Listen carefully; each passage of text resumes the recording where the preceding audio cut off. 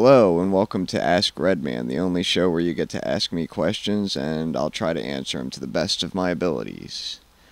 Got kind of surprised for the first episode. We got quite a few questions coming in. That's awesome. So let's get started here. Kevin is a Geek asks, is there any chance of re-releasing the old DGZ videos with homebrew cannons and such? Probably not. They used to be on Google Video, but now that that's not there, they're pretty much gone. We don't even have original files for the videos anymore. So there's pretty much no way we can really upload that sort of thing to YouTube. Also, some of the materials that we were dealing with were of rather sensitive nature back then, and stuff that we can get away with back then I can't really get away with nowadays. So it's probably unlikely that there's going to be any videos from the original DGZ series released again. Sorry, but we will try to retouch on that sort of subject matter later on. Lethal Cleric asks, what happened to the Gamehack series?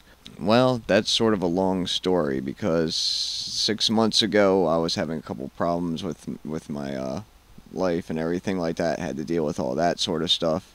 And I had moved out of my last house that I was staying at, and I'm staying at a new place. And we actually had to build the room that I'm staying in, so I was kind of couch surfing for about 2.5 months. But now that everything is built, now that everything is set up, we can actually start producing content again. And we actually have quite a bit of stuff planned in the works. Ego HDE asks, can you just give general tutorials on computer hardware and how to build a computer? Yeah, sure, why not? I'll definitely make a video like that in the near future. But right now we got a couple other things that I want to get done before then.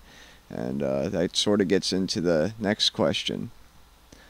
Onza222 asks, can you do some of the old videos on retro games and consoles again? Because they were awesome. Well, first of all, thanks. I like it anytime says anything I do is awesome. And yes, we are going to be doing more videos on retro video games and retro console repairs, especially the Sega Dreamcast, which is going to be coming up really soon, and a couple of other things. So, yeah, we're definitely going to have stuff coming in on that. Avagdu asks, how do you like Marpat? Any other camo patterns you like? Oh, absolutely. I love the Marpat stuff. I'll be out in the woods playing airsoft or something, and it makes you, it's almost like Generation 1 Predator when you get to a certain point. You can stand still about 20 feet away from somebody, and for all intents and purposes, you're invisible. Now, there are some caveats about Marpat. Location is the #1 thing. Around here, the regular standard woodland Marpat camo pattern works really good around here. It blends in extremely well in the type of woods that we have, where there's a lot of brown and there's a lot of different darker greens. Now, if you're up north or you're in the snow where there's a lot of evergreens, for example, like in Canada, I would actually suggest going with Cadpat, which was also specifically designed for those areas.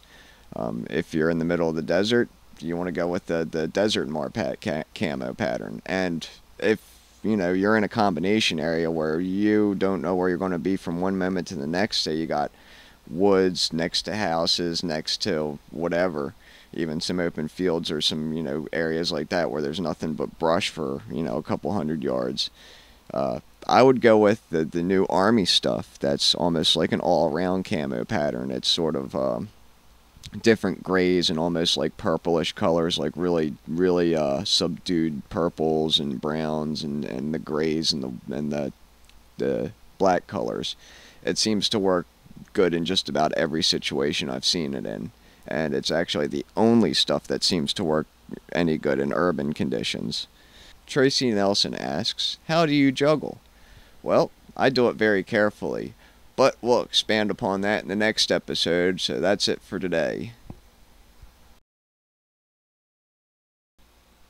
You guys can ask me anything. Ask me about science, ask me about computers, ask me about physics, ask me about electronics or anything. Even if you have a problem in your life or you want to ask me about my personal life, go right ahead and ask. And just put your questions in the comment bar below and rate and subscribe to me, and I'll continue doing these.